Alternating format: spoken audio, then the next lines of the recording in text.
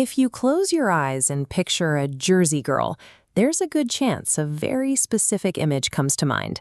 Sky-high hair, heavy spray tans, maybe some leopard print, and a catchphrase involving the word Jersey. But here's the problem with that entire cultural identity. The people who made it famous, they aren't even from New Jersey. Take the undisputed poster child for the Garden State lifestyle. Nicole Snooki Polizzi actually grew up in Marlboro, New York. And the ultimate architect of the Guido persona, Pauly D. Del Vecchio, he imported that signature blowout straight from Johnston, Rhode Island. When you look at the actual cast bios from the first season of MTV's mega hit, you'll see a roster heavily sourced from Staten Island, the Bronx, and Long Island.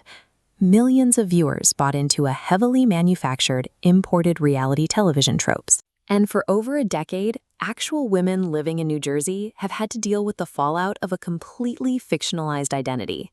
So let's look at the real behavioral myths that trickled down from those screens. The first is that women from New Jersey are loud, overly confrontational, and constantly looking for a fight. In the tri-state area, bluntness functions as a baseline for trust. Speaking your mind directly demonstrates a commitment to honesty and fierce loyalty that outsiders often misinterpret as hostility. Then there's the myth of the high-maintenance princess, the girl who absolutely refuses to step out of her car to pump her own gas. The legal reality is entirely different. It is literally against New Jersey state law for anyone to pump their own gas.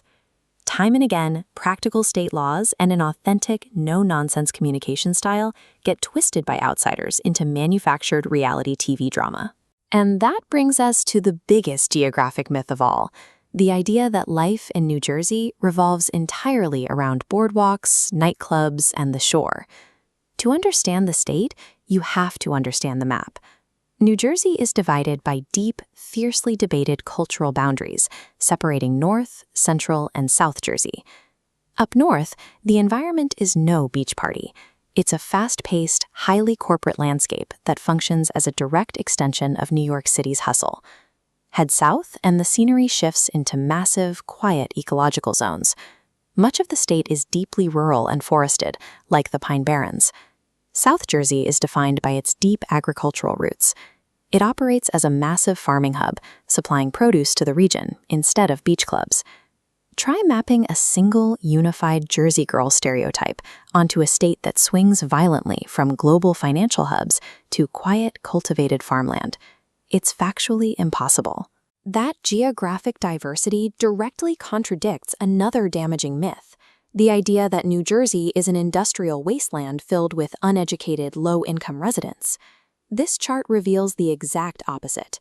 When you compare New Jersey's median household income and public school rankings against the national average, the state consistently ranks among the very top in the country.